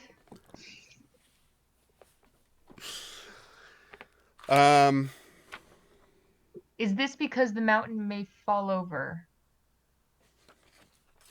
I've never heard of a mountain falling over, but A mountain is not gonna. You're fine. It's secure. The mountain. Oh, you're one of those Mer folks. Is this your first time on a mountain? We're going into the mountains? Yes. No, nothing. It's just some weird stuff's been happening lately. Some weird stuff. I wouldn't worry about it too much. Have fun in town. Just one night, right? Probably. Yeah, we're the wrong people to ask. We look back at Rudder. Uh-huh. That gesture. You came with the merchant. Well, maybe I gotta go talk to him. Now's not the best time for market. And she goes out the front door. There are other people. How yeah, there's busy like is 3 it? or 4 people in this place. It's a pretty small. How are they? I want to check. I want to do a vibe check. They're all looking at you. It's like appraisal. It's not like fear or anger or there's no malevolence. It's just like observation and like seeing what you're gonna do. I think without getting up from my seat, I look at whatever stranger's closest to me, and I'm like, "All right, what's the town secret? Come on, what's going on with all the tied down stuff?" No town secret, friend. Things be floating away. Okay, but you understand that's not regular. Yeah. I look back at everybody else at my table, like, am I missing something? gotta look. It This is happens a lot regular. with water. Is there like a wave that comes through? No, we're by a lake, but things just started floating away a couple weeks ago, so we're tying anything that started floating down. Just getting really confused by the concept of float without water. You say like, are people floating away? That kid was. That's why we gave him the rock backpack. And that horse Oh, did yes. too. Very ergonomic. They look very happy. It's for their safety. Sure. All cages, right? For their own good. What's Dane? What's sort of the godliness of our setting? Like, is it like D&D? There's kind of multiple gods, that kind of thing, or Right. So the land of Tyr used to be highly spiritual, lots of different gods. These days, not so much. mm-hmm. And the only practitioners of following gods and spirits are known as the keepers. But to Jimmy's point, these people don't believe in anything. They're just godless communists, it kind of feudalists, whatever. yeah. I would say that your guess. I mean, none of you follow gods, right? So it's about like that. Okay. It's more of a history based on item. History item, yeah. Mm-hmm. Yeah, that was gonna sort of infer or inform, I should say, like if he feels like if they've upset a god or something, but probably you can ask not. him. I guess like if my assumption is that people generally are not like faithful, I guess. Then I wouldn't do that. Fair enough. I wouldn't make such a wild leap immediately. Right. Are we safe indoors? No buildings have flown away. It's hard to say. No, buildings haven't been floating. That's why we tie down the things that have. Okay. Why is your mayor acting like a wet fart? Oh, she's just afraid that the town's gonna get judged, or word's gonna get around that we're a weird place. Oh, I'm very sorry. Thank you. I lost a good cow. Floated right away. That is tragic. I'm gonna retcon that because I wrote down what this town has. I lost a good turtle sheep. Floated right away. Henrietta, the turtle sheep. What parts are turtle? Most of it. The wool grows right out of the shell. Makes it easier to shear. Very, very considerate of it. That's right. That's why we rear them here. Husbandry. That's right. Classic profession. My name's Tom Husbandry, and I raise turtle sheep. Well, y'all ain't gonna go around telling people that we're a weird town, right? No. You're just gonna pass through, right? We're just trying to get home, friend. I calls it like I sees them. I'm a whale biologist. As you guys are talking to Tom Husbandry, you hear some like loud, elevated talking coming from outside, and in walks Thad with Galp behind him, and Thad's like, "No, Galp would be. These are exactly the people who you want to be talking to. Now, y'all," and he looks to you and says, "It seems as if this town has a floating problem. We need to spend at least a day here anyway, or so. Would you all be interested in maybe helping these people out? I'd really appreciate it." What did you have in mind there? Well, just floating doesn't happen every day, so if you could figure out what's going on with the floating thing. And he leans in and he's like, "This is one of my stops. I'd really like to make a good impression, or leave a good impression here. If y'all could help it out, it would really help me out." From quizzical to like a wink. He's like, yeah.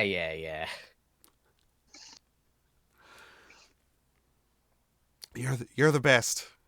They'll if you agree to. Oh yeah, no worries. Maybe it's 9 o'clock. 9 o'clock, okay? Yeah. So he's like, since you're agreeing to help them solve their floating problem, they'll put you up for free here tonight, so y'all can have some offshoot huts from this one.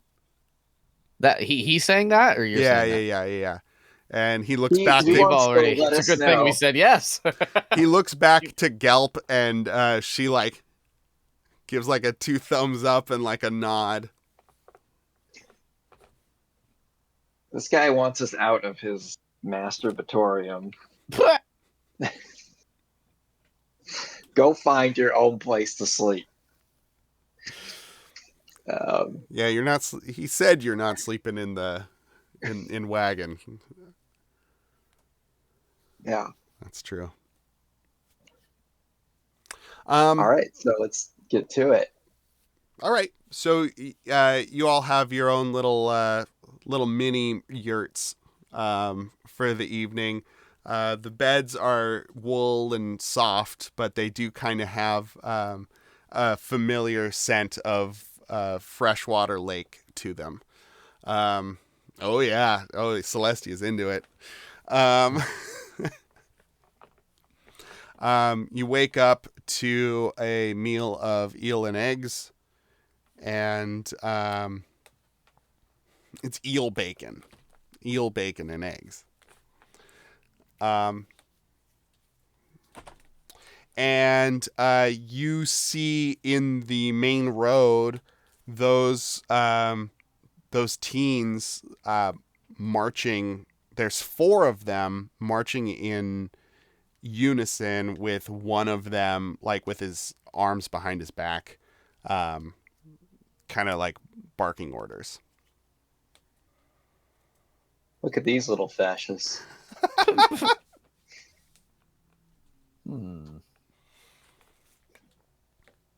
This was the group who was harassing the older woman yesterday. I yell, "Hey, Musa Weenie, what are you up to?" The one who's got his who's been barking, like, looks at you with a sharp look and like kind of goose steps over to you. Excuse me, are you talking to me? I turn into a goose and I peck at his knees. Ah, magic. Ah, are you two with this magic user? I do that thing again where I kind of tip my hat up with my gun. Yeah. Sort of dual purpose of like being friendly but my being God. like that goose is with us. Oh my God. You have a firearm. Are you a part of the army? I don't answer. I'm like, what's going on here? I don't. Yeah, I just sidestep the question. He like straightens up and like stands like at attention, quote unquote, but it's like a little too exaggerated. And he's like, "Sir, running drills, sir." Say more. I want to can I still be a goose, Dane? Yeah, you can still be a goose. I want to like stand next to him and pantomime his action. Perfect. Perfect. I'm gonna give you a +1 for role playing. If you have a roll, your next roll has a +1 to it, because that was great. Right. So he says, yes, sir.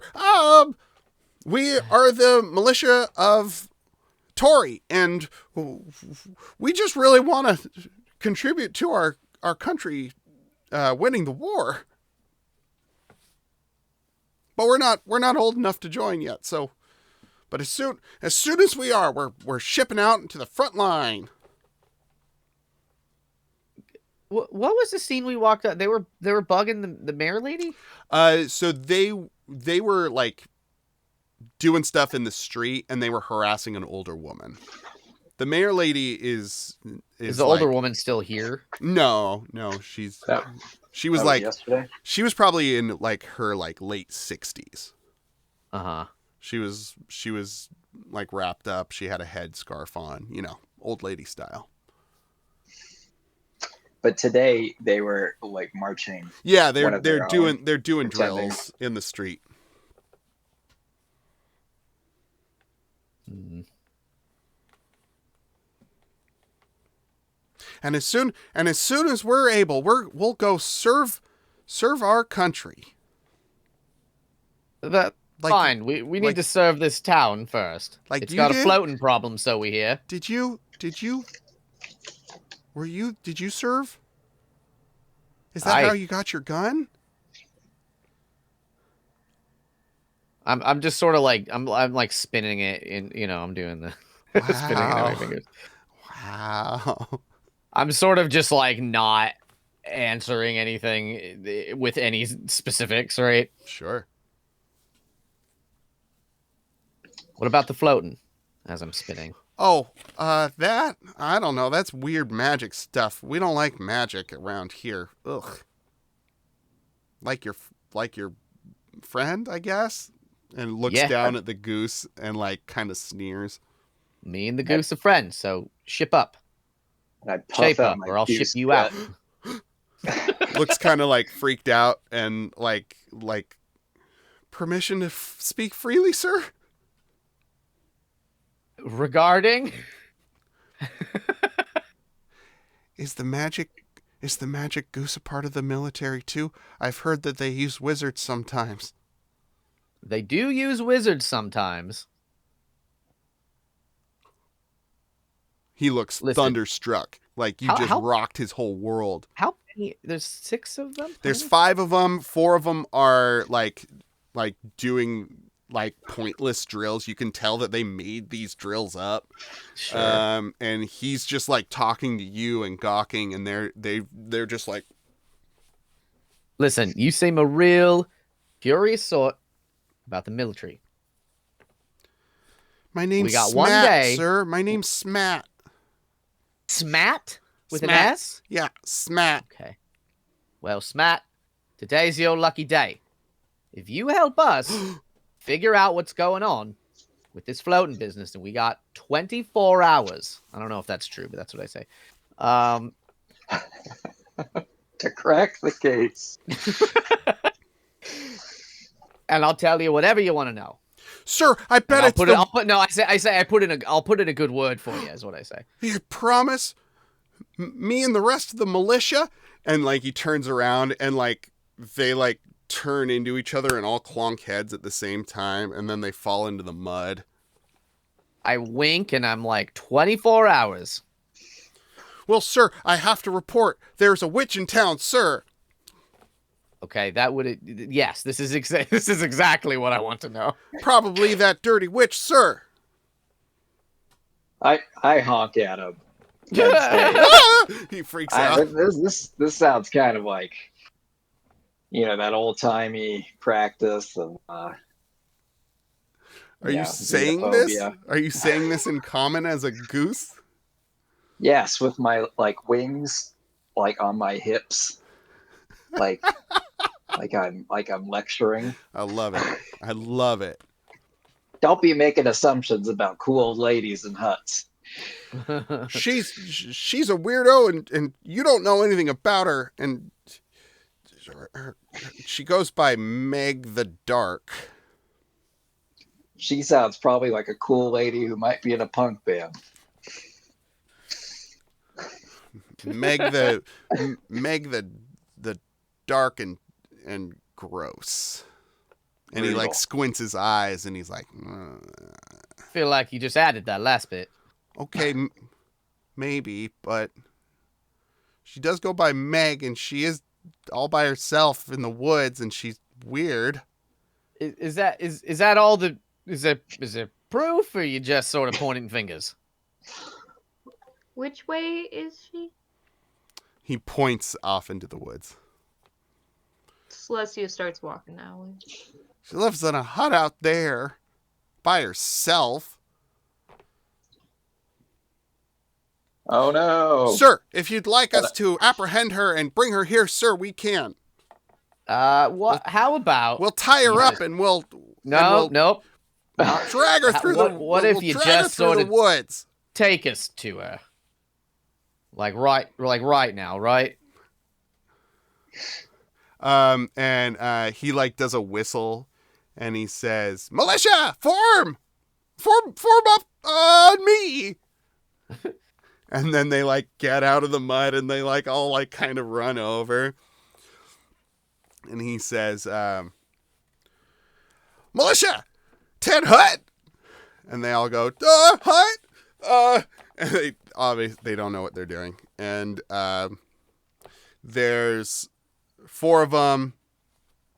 And he says, "Gusa, Prang, Georgie, Laris, you are to accompany these people." And he looks down at the goose. And he looks at the mer person. And he says, "These people. And this officer." And he points to the gun. I'm people too. And he points to the gun specifically. To the evil Meg the Dark and Icky's house. And they say, "Sir, yes, sir." And 2 of them are girls. And 2 of them are boys.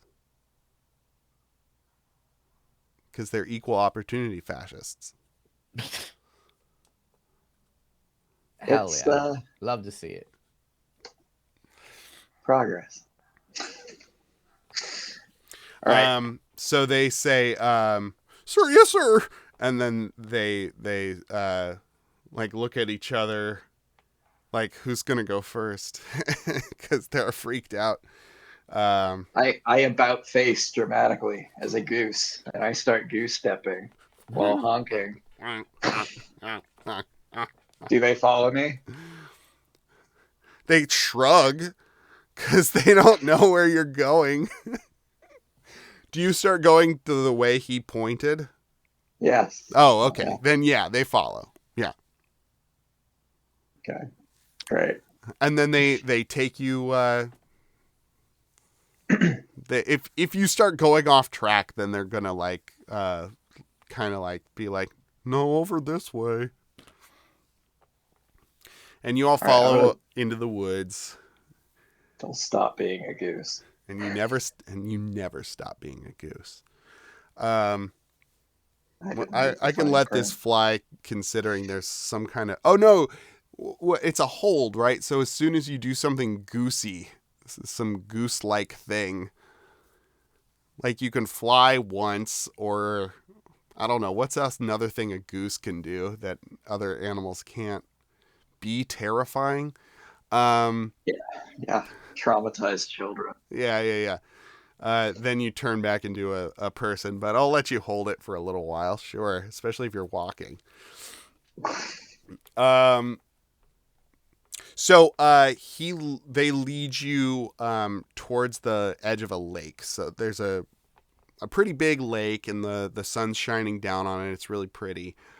And you can see on the lake there are huge lily pads. They're probably like 5 feet across or so, and there's a whole bunch of them out there, and they lead you along the beach. Probably like a 10-minute walk, like 10-15-minute walk along the edge of this beach, and you see Celestia swam all of it. Yeah, she jumps in and she's swimming. That's great. And you see a hut not made out of the same bark. It's made out of driftwood and stone. And you can see, like, in front of the house, of this driftwood house, there's like a frame, like a square frame that's built. It's not a part of the house, but it's just like 2 pieces of driftwood coming up, and then 2 pieces of driftwood on the top, and they kind of flare off at the sides a little bit. And that's in front of this house. And like a gate. Like a gate. Yeah, you could describe it as that. Sure. Do we go through it, or it's just? It's freestanding ornamental? in front of this house. They don't go near the house. They just point to it and say, "She lives in there."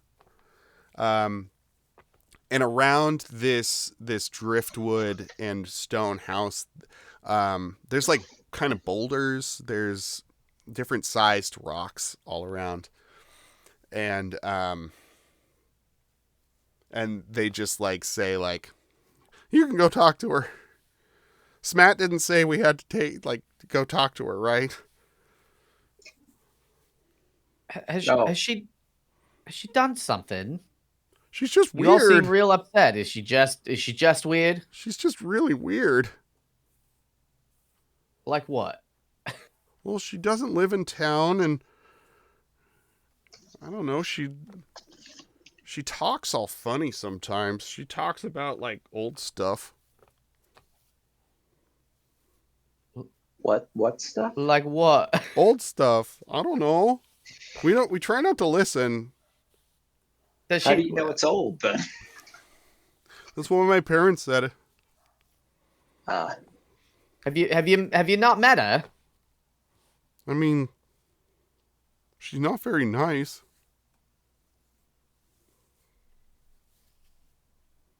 All right, go back to town. Okay. Wait And for as soon further as you say instructions. that, they just like fucking book it. They're just like, witch, no witches.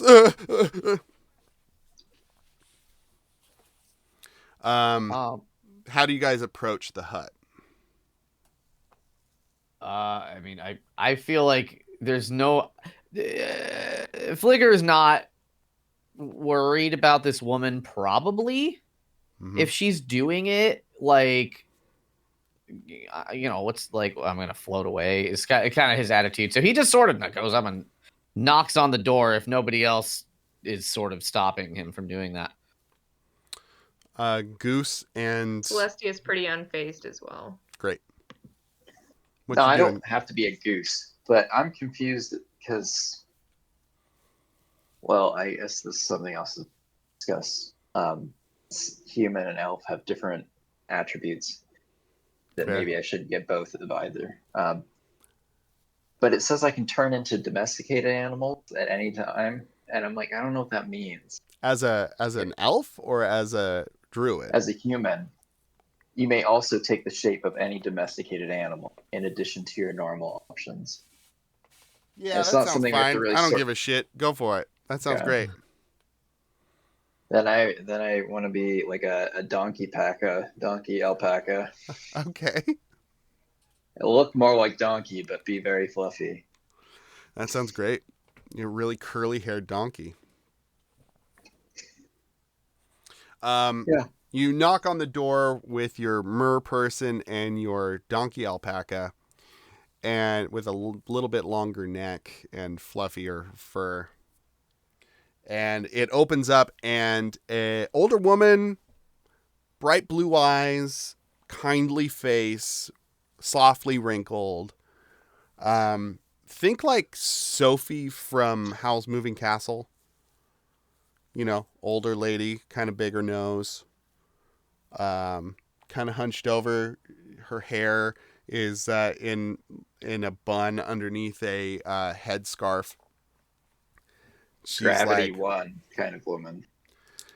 she's like, ah, finally, somebody who isn't those idiots in town. I imagine you're here about the floating. Smart Yes. lady. Yes, well, it's not hard in this place, is it? Come on in, I'll make you some tea. And we're going to end it there because Dylan's got to get going. But we're ending on tea. You're all about to drink some tea with Meg the Dark and Icky and Thanks, me. Dane. Cool. You're welcome, Dylan. Feel better? Feel better. Bye, Dylan. I'm already there. Good Bye. night. Good game, y'all. That was fun. Hell yeah. Yeah, I have a Great. feeling we're not Thanks. going to be rolling a lot of dice in this game. No, not yeah. How'd that feel for the first session? That's good. That's like I mean, we get to just it's kind of just a world building game, which I'm into. Kind of. It's not. I don't think that's like the point of it, but that's like what we're doing a lot of, and I think that's great. I'm hoping to ask you guys to help with that a lot. Just kind of be giving me details, and I hope I didn't step on Dylan's toes, but you know, some things are plotty and some things are like the fruit and the toe jam and everything, like all that jazz. I don't know how feasible this is, but it might if there's like if we're all gonna get to add a thing, it might make things flow a little better if we all get the things we need to think of kind of all at once, then we can all think about it for a sec instead of like one at a time, and then there's like big pauses. You know what I mean? Sure. That's not that big a deal, but like I think maybe that would be a smoothening. So things getting the things ahead of time. Like you asked me to name the tavern, and I fucking spent like a really long time thinking of a tavern. You know what I mean? So it's like, but it kind of feels like we're going in threes. Like you asked like what's the thing you saw? Yeah, and that's easy because we can all think about that, and then when it's our turn, we whatever. But like, sure. Well, how about this? Some things I'll just put it to the group, and the first person who thinks of something. mm-hmm. So. And then, I like that. And then if you have something that you like, you can like write it down and bring it up later. Mm-hmm. But I do kind of want, because y'all have different minds, right? So I want to be tapping you each for different stuff. And then if and when Tyler and Alex are able to join us, then it'll be even easier to, you know. But I hear what you're saying. So, you know, I think if we do a community agreement of if you're just like, I don't got anything for this one, then somebody else can just pick it up and it's no stress. Mm-hmm. Hell yeah. Yeah. But let me get this world, speaking of world building, I think it'll be good having this world building site up that we can add to. Something that I didn't bring into the game is I do want to track our real time of in-game time. So the time tracking system is going to be the Greco-Roman calendar of January through December. and the days of the week will be Monday through Sunday, so that we all know it and it's not hard to think about. Sure. The seasons are going to be the same, and you guys are in, what did I say? Like the end, like pretty much the same time we're in now. No. It's the end of September, so it's more fall-y. It's like getting into fall. Mm-hmm. So that was the last little bit that I wanted to. I'll stop recording.